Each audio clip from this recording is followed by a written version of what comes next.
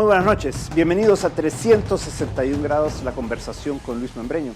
Este día vamos a estar hablando sobre el tema de las elecciones, obviamente. Acaba de terminar ya un largo periodo electoral con 2 vueltas además y que pues ya tenemos un resultado definitivo a esta fecha. Ya solo hay que terminar de cumplir ciertos plazos legales, pero ya está definido quién ha ganado. Y para eso pues tenemos a 2 buenos amigos, analistas, que nos van a compartir su visión. A Óscar Godoy, muchas gracias por estar con nosotros, Óscar. Gracias, Luis. Gracias, Roberto. Es un gusto siempre tocar estos temas con la población salvadoreña. Y Roberto Cañas también, muchísimas gracias por estar nuevamente aquí con nosotros. Gracias a ti por invitarme, qué bueno estar en este programa tan visto, no solo en el país, sino que en los Estados Unidos, en el interior del país. Enhorabuena por estar en el programa. Gracias, Roberto.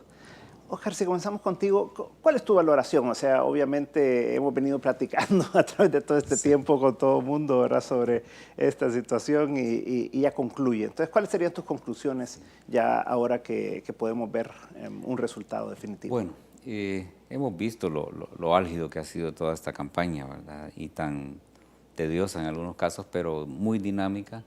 Y lo importante es que se cerró con una participación masiva de la gente votando y una expectativa fuerte en los últimos 2 o 3 días, ¿verdad?, respecto a la posibilidad de un empate o quién podía ganar. Lo discutíamos contigo el domingo, ¿verdad?, de que habíamos llegado a una coyuntura en que los 2 partidos tenían la misma posibilidad de ganar y afirmábamos incluso que quien ganara lo iba a hacer con un margen mínimo, ¿verdad? En síntesis, el resultado yo lo veo como una victoria política para Arena, ¿verdad? Y una victoria electoral para el FMLN, al margen de cualquier cuestionamiento sobre la legitimidad y la limpieza del proceso. Hay una clara decisión y el mandato del pueblo ha sido claro en ese sentido. Le dio una cuota de poder a un partido para que le responda desde el gobierno y le dio una cuota al otro partido para que le responda desde la oposición. Ambas responsabilidades son grandes y hay que cumplirle porque a la gente se le cumple, al electorado se le cumple, ¿verdad? Así es que esperamos que estos resultados que ya pronto van a ser declarados firmes formalmente, pues nos abran la pauta para buscar los encuentros y darnos las manos donde haya que hacerlo para asumir el compromiso de responderle a la gente. Roberto, ¿cuál es tu valoración? Bueno, yo creo que hay que buscar cuáles son las lecciones aprendidas, qué han sido buenas prácticas en este periodo electoral, qué han sido malas prácticas que no se deben de repetir y sacar las enseñanzas que nos ha dejado. Yo pienso que El Salvador debe tener para los políticos un diccionario en que otras palabras sean las de mayor uso en el momento actual. El primero es viabilidad. Es decir, todos con sentido de responsabilidad debemos de buscar que el país sea viable. Y un país no puede ser viable si está dividido, si está totalmente en un ambiente de confrontación, en un ambiente de tensión, de crispación, dicen los españoles. Ese para mí es el primer término que deberían de repetir constantemente los políticos y todos.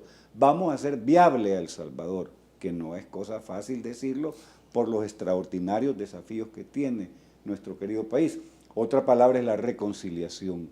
En el diccionario político deben de repetirlo. ¿Cómo se va a construir en un ambiente muy polarizado condiciones para que entre salvadoreños podamos entendernos? Es decir, más allá de todas las disputas que pueden haber existido, los intereses encontrados, somos salvadoreños y debemos sacar adelante el país. Entonces la reconciliación es otro de los términos a usar. El otro es acuerdo. Hay que buscar acuerdos nacionales, acuerdos por El Salvador. Unos hablan que hay medio lleno el vaso, otros medio vacío. Aquí hay que pedir 2 vasos para aprovechar la oportunidad, que no se nos vaya a ir, que las estrellas se puedan alinear y decir, hoy es el momento en el cual el gobierno que va a iniciar el 1 de junio tiene un gran candado. Ese candado se llama que la mitad de los electores no votaron por él. Claro, el presidente es el presidente de todos, entonces él debe darse modo para enviar mensajes inequívocos, que aquí hay que trabajar por el bien del país y en eso cabemos todos.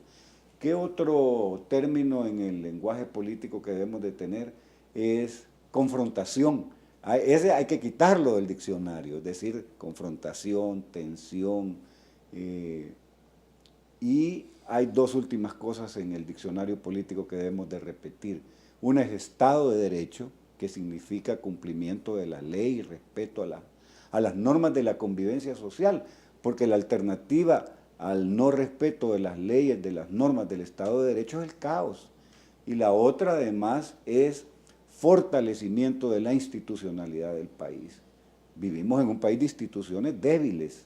Hay que trabajar arduamente porque los hijos de nosotros y los hijos de nuestros hijos tengan un país de certidumbre, con reglas del juego claras, que las respetemos todos, que se respete la ley. Eso es Estado de Derecho.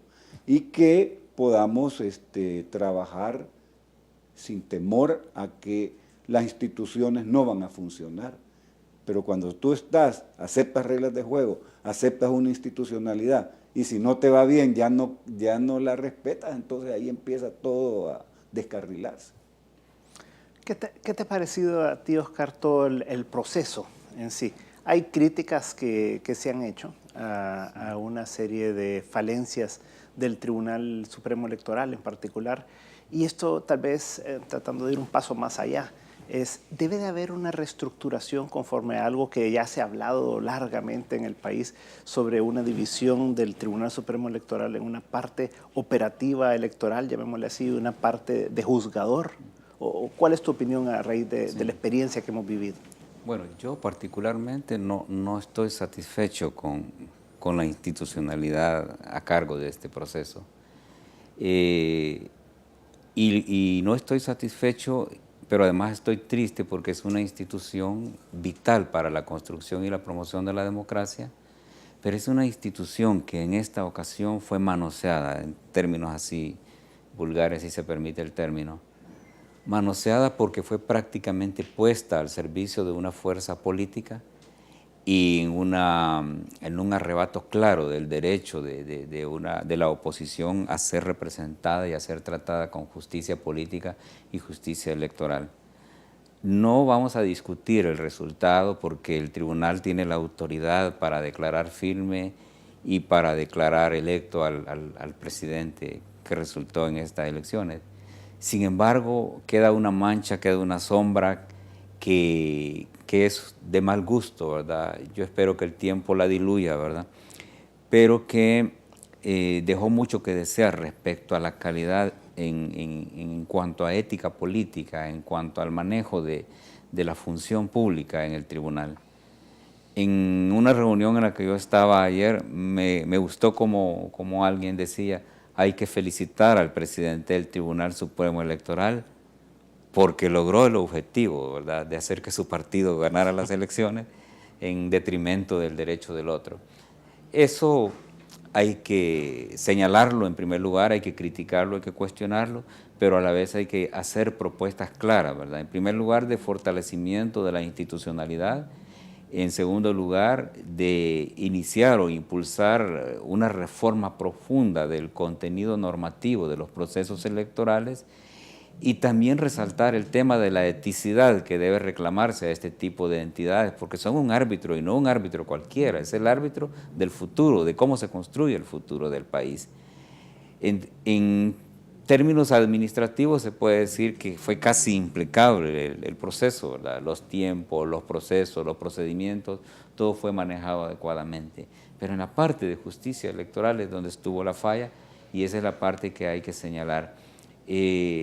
Quizá el tema de la separación de lo jurisdiccional y de lo administrativo es urgente, pero también tener claro que la mera separación no va a resolver si no garantizamos que a cada instancia lleguen funcionarios cuya eticidad esté comprometida con la democracia, porque si no vamos a tener de nuevo corrupción política en una y otra instancia y eso hay que evitarlo también.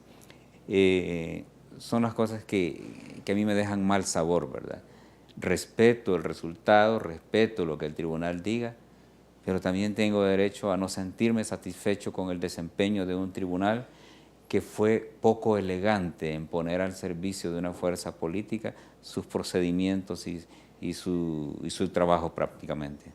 ¿Tú cómo lo ves, Roberto? ¿Tú crees que esa es la forma de analizarlo? ¿Tú crees que se necesita un cambio o crees que estamos bien como se ha comportado el tribunal? Yo estoy convencido que en cualquier análisis de la realidad, criterios absolutos no ayudan a comprender en su esencia los fenómenos. No se puede decir el presidente del Tribunal Supremo Electoral hay que felicitarlo porque contribuyó a que su partido ganara. Esa es una cuestión demasiado absoluta que no se puede sostener.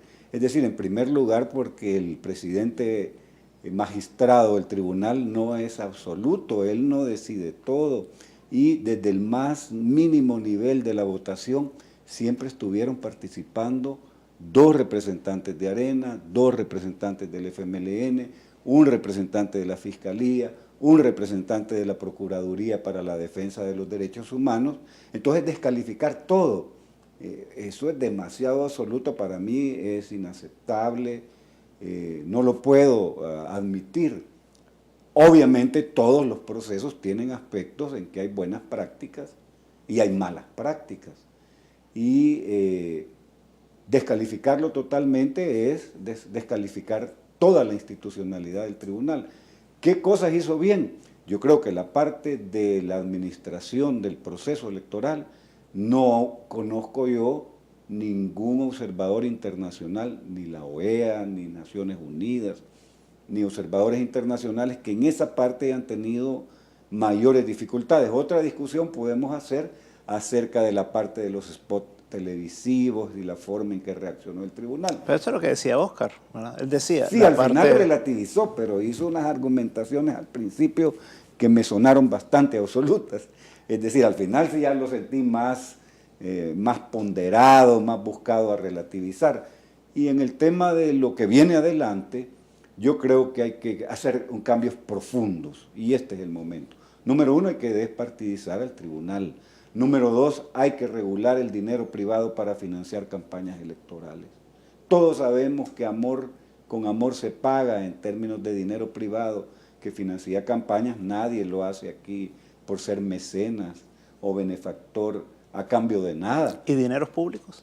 El dinero público debe ser el que debe financiar las campañas porque ese es el dinero de todos y habría que ver si los porcentajes de lo que vale cada voto del dinero público es lo adecuado o no. Pero yo me iría por la idea de que si hay financiamiento privado de las campañas, hay que regularlo. En otros países se establece la cantidad, se define quién es el sponsor, el patrocinador, se define para qué se va a ocupar y se reporta a la Corte, al organismo de Contraloría de la República, cuánto recibió y en qué se gastó. Hay incluso en modelos de financiamiento privado que parte del dinero se ocupa para 2 cosas que en El Salvador debería de ser bueno ocuparlas.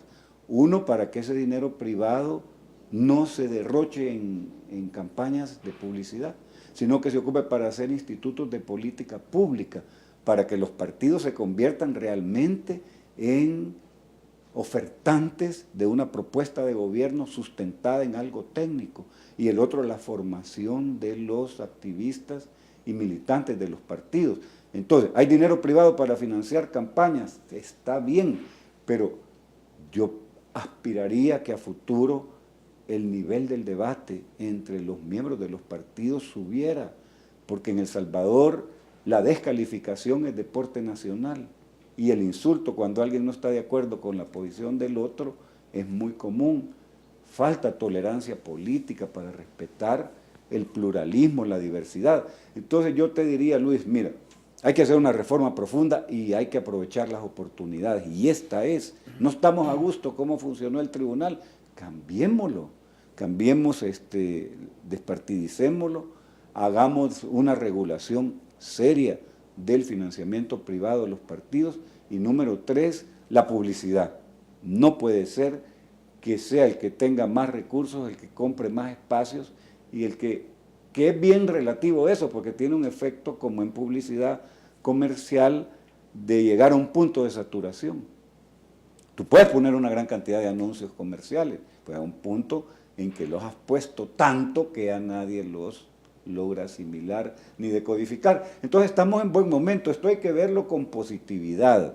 Estamos en un buen momento para mejorar una gran cantidad de cosas y no dejar pasar las oportunidades, porque también es como cuando tú esperas un avión, llegas a la hora y te subes, o llegas más tarde y han cerrado el vuelo y hay que esperar.